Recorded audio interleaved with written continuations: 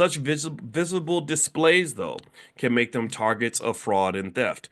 There's a financial vulnerability framework that says that it examines how behavioral and social factors, including the public display of wealth, can increase an individual's susceptibility to financial fraud and scams.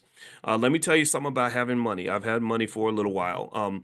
It's probably about let me see, what is it? About 23 years. I got my first job when I finished my doctorate when I was 30 years old, and I was making $115,000 a year, which felt like $1 trillion.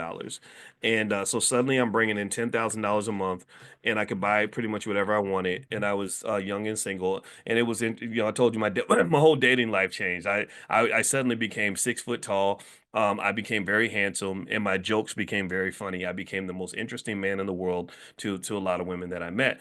And so anyway, when that occurred, I can tell you that it was interesting because in the beginning, making all that money was pretty cool, and the word got around in the family that I was making six figures and all this other stuff. But then it started to change. It started to get a little bit dark because then what I noticed was that money makes you a magnet. You become a magnet for every sob story known to man. Anyone with a sob story within a 100-mile radius, tell me if you've ever gone through this. Anybody with a sob story within a 100-mile radius will be calling you to tell you the sob story.